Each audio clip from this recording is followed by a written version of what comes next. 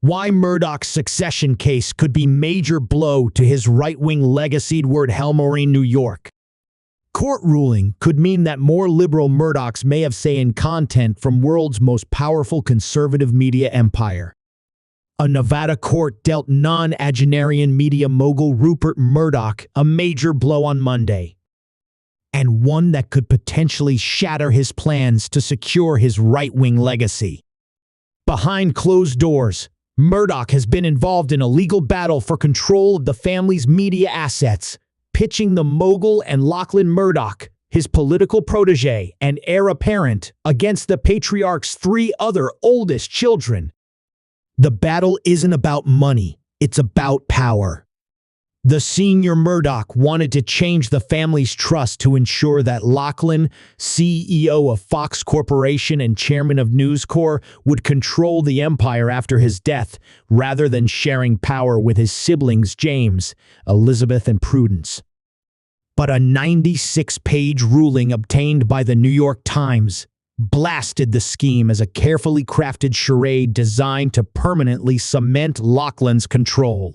The spat will not end here, but by failing to secure his eldest as his right-wing successor, Murdoch now faces the prospect that following his death, more liberal Murdochs may want a say in the content flowing from what is now the world's most powerful conservative media empire.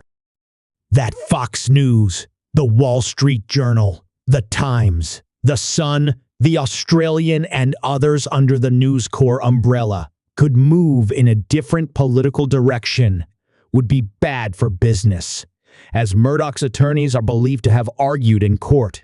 Fox News is the most watched cable news show in the U.S. and reported revenues of $14 billion for fiscal year 2024. But while that may or may not happen, the business won't benefit from replacing a media titan like Murdoch with squabbling siblings. "This is the end of News Corp," said a former high-level Murdoch lieutenant speaking on condition of anonymity. "The whole point is that unless one person runs it, they can't make decisions, so they will fight over the direction of Fox News. Who is the editor of the Wall Street Journal? It will be controlled by the kids, become directionless, and lose its right-wing focus. The trust was obviously rock tight, and the children had good lawyers," they said. "Now Lachlan won't be able to run it, and that was the whole point." But whether James and Elizabeth Murdoch can force Fox News to take a progressive bent against News Corp CEO Lachlan, with eldest daughter Prudence a likely floating vote, is open to question. "More likely," said the former lieutenant, News Corp leadership direction would devolve under a power-sharing arrangement. If this all sounds like an episode of Succession, spare a thought for the Murdochs.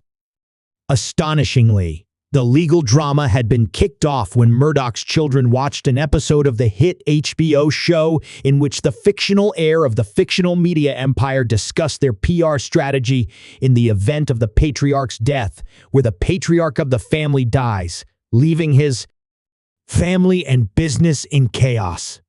According to the Times, Elizabeth Murdoch's lawyer wrote a succession memo to the trust, hoping to prevent fiction turning into reality. Ironically, the memo and the legal challenge that followed may have created just that. The ruling is unlikely to be the final word. Gorman acts as a special master who weighs the testimony and evidence and submits a recommended resolution to the probate court.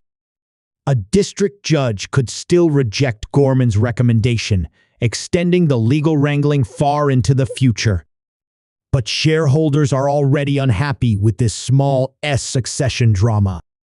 In September, the hedge fund Starboard Value sent a letter to News Corp shareholders calling for the company to eliminate its dual-class share structure, which gives the family 41% of company votes, despite having just 14% of an overall stake in the company. This transition of power from Rupert Murdoch to his children has allowed for complicated family dynamics to potentially impact the stability and strategic direction of News Corp, Starboard CEO Jeffrey Smith argued. "For Murdoch's children with voting rights," Smith said, "could be paralyzing to the strategic direction. the company could face real challenges, and it becomes a very bumpy road for the other investors who are not part of the drama. News Corp's dual-class voting structure that gives Rupert Murdoch control of the company might not function under equal control of 4 children with shifting alliances. Charles Elson, a leading authority on U.S. corporate governance issues, told The Guardian in September. Passing that power on generationally, Elson said, could be problematic. How do you know the talent is genetic? Simply because they're the children doesn't mean they have the same business acumen as the father, and it's not how you pick the leader of a company or a country. This is what we're up against. A media ecosystem dominated by a handful of billionaire owners. Bad actors spreading disinformation online to fuel intolerance.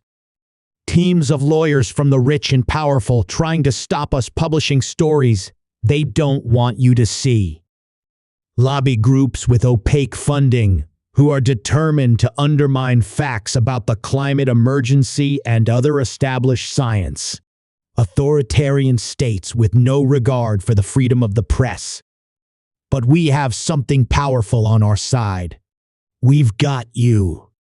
This is why we're inviting you to access our brilliant investigative journalism with exclusive digital extras to unlock.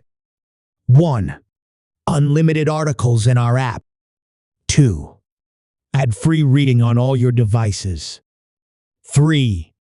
Exclusive newsletter for supporters, sent every week from the Guardian newsroom. 4. Far fewer asks for support. 5. Full access to the Guardian Feast app.